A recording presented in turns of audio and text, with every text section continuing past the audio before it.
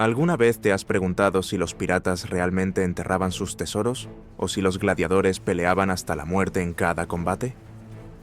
Muchas de las imágenes que tenemos de estas figuras históricas vienen de mitos, películas y leyendas, pero la realidad es mucho más sorprendente y compleja. Hoy vamos a descubrir qué hay detrás de esos grandes relatos. ¿Qué hacían los piratas con sus tesoros? La imagen que todos tenemos de los piratas suele parecer sacada de una peli de aventuras. Islas desiertas, cofres llenos de oro, mapas con una gran X y corsarios cavando bajo la luna. Pero, como pasa con muchas cosas que nos suenan familiares, esa escena es más ficción que realidad. Esa idea del pirata escondiendo su tesoro tiene más que ver con novelas que con hechos históricos. De hecho, uno de los grandes responsables de esa imagen es Robert Louis Stevenson, autor de La isla del tesoro, 1883. Gracias a su historia, con Long John Silver, mapas misteriosos y cofres enterrados, este mito se volvió parte del imaginario colectivo. Nos encanta, sí, pero eso no significa que haya pasado así. La realidad era otra. Los piratas, lejos de ser personajes de cuento, eran criminales muy prácticos. Cuando lograban hacerse con un botín, ya fuera oro, plata, cargamentos o mercancías, no solían guardarlo bajo tierra para el futuro. La mayoría prefería gastar su parte de inmediato, en alcohol, apuestas, fiestas, lujos del momento. No eran precisamente un ejemplo de planificación financiera. Y hablando de tesoros, muchos ni siquiera eran lo que uno espera. No eran cofres rebosantes de joyas, sino cargamentos útiles y fáciles de vender.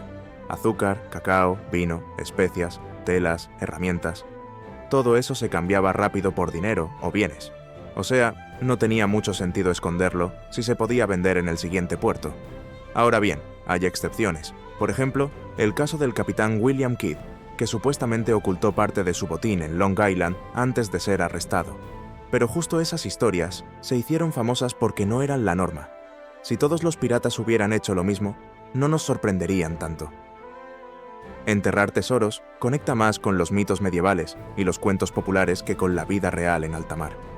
Es una imagen poderosa, claro, porque representa el misterio, la codicia y la promesa de una riqueza escondida, esperando a quien tenga el valor de buscarla. Pero no deja de ser eso, una fantasía. Y aunque no haya cofres esperando bajo la arena, la historia de los piratas reales no deja de ser apasionante. Tenían sus propios códigos, se rebelaban contra la autoridad, vivían en constante movimiento y desafiaban a imperios y grandes compañías. Su mundo era más caótico, más crudo, y también más interesante de lo que nos muestran los mapas con X. Así que la próxima vez que veas una bandera pirata o un mapa del tesoro, recuerda, es parte de la magia de la ficción. Y está bien disfrutarla, siempre que sepamos cuándo estamos viendo historia y cuándo solo estamos soñando. ¿Los gladiadores peleaban hasta la muerte? Cuando pensamos en los gladiadores de la antigua Roma, solemos imaginarlos luchando sin piedad en una arena, mientras el emperador o el público deciden con un simple gesto quién vivirá o morirá. Sin embargo, esta imagen, alimentada por el cine y la cultura popular, no refleja completamente la realidad histórica. Aunque los combates eran una parte esencial del entretenimiento, la mayoría no terminaba con la muerte del perdedor. Los gladiadores eran una inversión costosa para sus dueños, quienes los entrenaban en centros especializados conocidos como ludi. Allí recibían no solo un entrenamiento riguroso, sino también una dieta cuidadosa y atención médica, lo que les permitía mantenerse en forma para muchos combates. Estos enfrentamientos no eran batallas caóticas ni sin reglas. Por el contrario, estaban supervisados por árbitros que regulaban el combate según distintos estilos y armamentos. Si un gladiador resultaba gravemente herido o se rendía, el duelo podía interrumpirse sin que necesariamente se dictaminara su muerte. Lo que verdaderamente buscaban los organizadores era un espectáculo emocionante, pero también sostenible.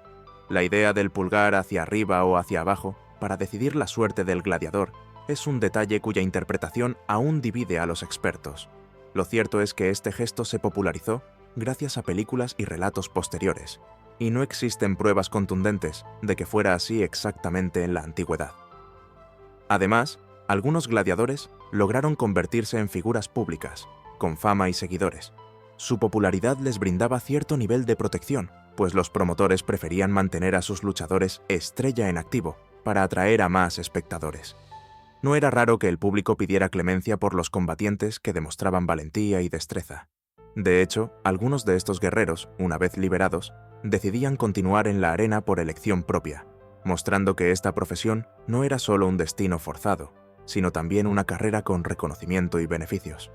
Aunque hubo ocasiones en que las peleas eran más sangrientas o con objetivos políticos que exigían un desenlace fatal, esas eran excepciones.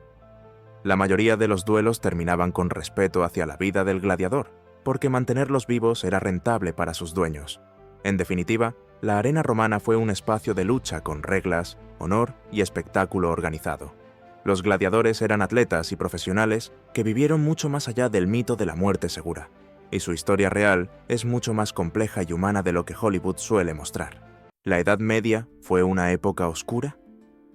Cuando pensamos en la Edad Media, muchos imaginan un periodo apagado, sin ciencia, sin arte, sin ideas, como si la humanidad se hubiese desconectado durante 1000 años hasta que llegó el Renacimiento a reiniciar el sistema. Pero, ¿y si te dijera que esa imagen está bastante distorsionada? La fama de época oscura no viene de la Edad Media en sí, sino de quienes vinieron después. En el siglo XIV, figuras del Renacimiento como Petrarca empezaron a ver el pasado con cierto desprecio. Según ellos, después del esplendor romano, el mundo había caído en una especie de letargo hasta que ellos trajeron de vuelta la luz. Esa narrativa fue calando con fuerza, y así nació la idea de una Edad Media vacía, estancada, casi como un agujero negro cultural. Pero si nos alejamos del mito y miramos los hechos, todo cambia. Resulta que muchas de las primeras universidades europeas, como las de París, Bolonia, Oxford o Salamanca, fueron fundadas en pleno periodo medieval. En esos siglos se copiaron y tradujeron textos clásicos que habrían desaparecido si no fuera por el trabajo incansable de los monjes en los scriptoria. Y no solo se recuperaba conocimiento antiguo, también se generaba nuevo. Se escribía, se debatía y se reflexionaba mucho más de lo que solemos imaginar. ¿Y qué pasa con la ciencia? Pues que sí la hubo, y de calidad. Astronomía, medicina, óptica, matemáticas. Todo esto avanzó gracias a personas como Adelardo de Bath, Alberto Magno o Roger Bacon. Estos pensadores combinaron los saberes antiguos con observación directa. Mientras tanto, en la península ibérica, bajo dominio islámico, florecieron centros de saber médico y astronómico que después inspirarían a toda Europa. Y esto ocurrió antes del Renacimiento, no después. En el terreno de la tecnología, tampoco se quedaron atrás. Se perfeccionaron herramientas agrícolas como el arado de vertedera, se extendió el uso de los molinos, se empezó a usar la brújula para la navegación y ya se imprimía con xilografía siglos antes de Gutenberg. También hubo avances en arquitectura, urbanismo y agricultura. La típica imagen de campesinos sucios y atrasados no hace justicia a la realidad. Y culturalmente, la Edad Media fue cualquier cosa menos vacía. La literatura brilló con epopeyas, cantares de gesta, poesía trovadoresca y sagas escandinavas. El arte románico y el gótico no solo marcaron una estética, fueron formas de expresar cómo veían el mundo y su espiritualidad. Las catedrales no eran solo iglesias, eran obras maestras de ingeniería, visión colectiva y un reflejo del pensamiento de la época. Entonces, ¿por qué seguimos diciendo que fue un tiempo oscuro? Quizá porque es más fácil contar la historia en blanco y negro, o fue un periodo glorioso, o un desastre. Pero la historia real es más compleja. Hubo guerras, sí, epidemias, también, fanatismos, claro, pero al mismo tiempo hubo avances, creatividad y sabiduría que fueron clave para construir el mundo moderno. Así que la próxima vez que alguien diga que la Edad Media fue un túnel de ignorancia, ya tienes argumentos para desmontar esa idea. Porque fue, más bien, una etapa en constante evolución, llena de preguntas, descubrimientos y mucha más luz de la que nos han contado. Ahora que sabes qué hay de verdad y qué de mito en estas historias, ¿qué otro mito histórico te gustaría que desenmascaramos?